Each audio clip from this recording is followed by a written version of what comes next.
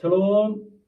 여러분, 한 주 동안 건강하게 잘 지냈습니까? 자, 오늘은 사도행전 11장 1절에서 18절 비전은 전도를 통해 확장된다 말씀을 여러분과 함께 나눠보도록 하겠습니다. 자, 먼저 퀴즈. 네, 여러분, 사도행전의 저자가 누구죠? 네, 잘 알고 있네요. 누가죠? 누가는 이 사도행전 9장에서 이방인의 사도가 될 이 사도 바울이 어떻게 예수님을 만났고 그가 회심하게 되는지 상세히 기록해 놓고 있습니다. 그리고 곧바로 그 다음 장인 10장에 보면은 예수님의 수제자인 사도 베드로가 이방인인 고넬료를 만나게 되는 것과 고넬료가 회심하게 되는 그 장면을 기록하고 있습니다. 이 두 사건은 사도행전에서 정말 중요한 역할을 하고 있어요. 왜냐하면 예루살렘과 온 유대와 사마리아와 땅끝까지 복음이 증거되고 그런 연속적인 사건들 그런 것이기 때문입니다. 또한 사도 바울과 베드로는 예수님의 복음을 유대인의 거대하고 완고한 틀에서 해방시켜가지고 하나님의 나라를 이방인들에게 열어주는데 핵심적인 역할을 담당하고 있기 때문입니다. 자, 오늘 스토리를 한번 가보도록 하겠습니다. 여러분이 받은 PDF 자료를 보면은 공과 내용이 있는데 함께 보기를 바랍니다. 자, 로마 군대 백부장이었던 고넬료는 오늘날로 하면은 군대에서 대위 혹은 이제 중대장 정도의 계급이라고 할 수가 있습니다. 한마디로 그는 하나님을 경외하는 이방인이었어요. 그가 어느 날 기도를 하는데 천사가 나타나가지고 50km 정도 떨어져 있는 욥바라는 곳에 있는 베드로를 불러오라고 말하는 것을 듣게 됩니다. 그런 즉시 사람들을 욥바에 보내게 되죠. 그래서 베드로를 초청하게 됩니다.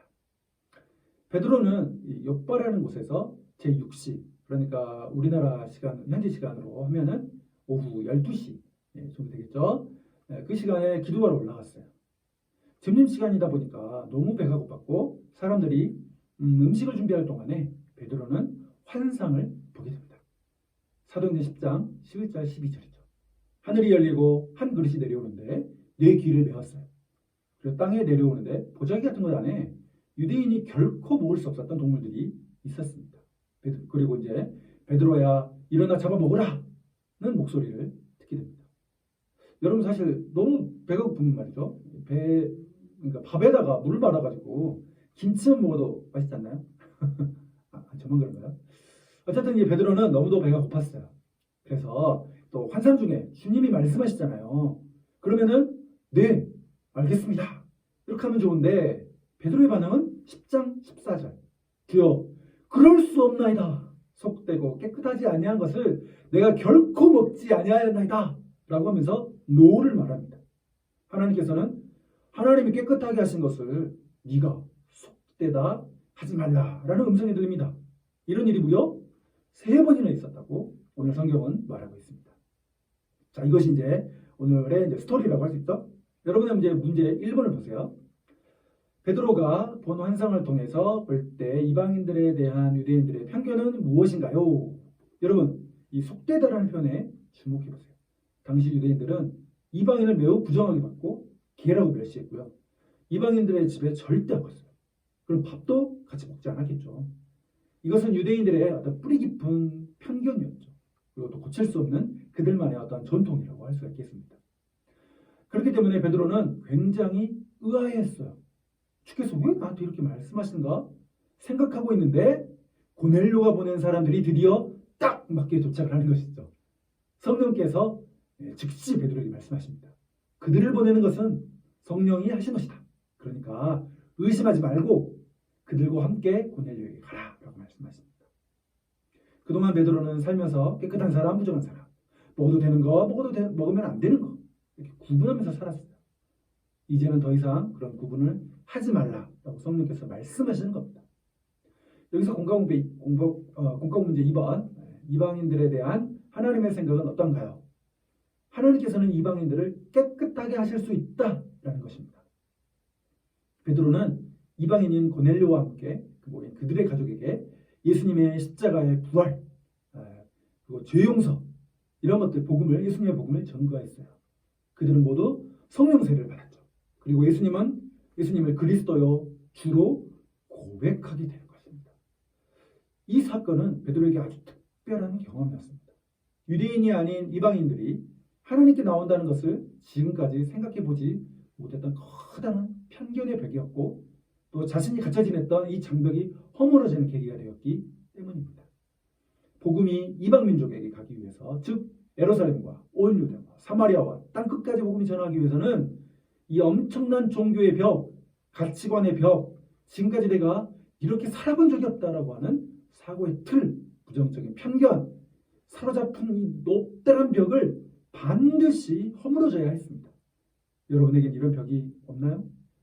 여러분을 둘러싼 장벽과 같고 성벽처럼 높게 쌓여져 있는 부정적 사고의 틀이나 편견은 여러분 없나요? 하나님은 유대인만의 하나님이 아닌 예수님이 유대인들만의 메시아가 아니라 모든 사람들의 하나님, 모든 사람들의 메시아라는 것을 베드로는 드디어 깨닫게 되었다는 사실입니다. 더욱이 우리가 확인할 것이 있는데 바로 하나님께서 천사에게 복음을 전하라고 하지 않습니다.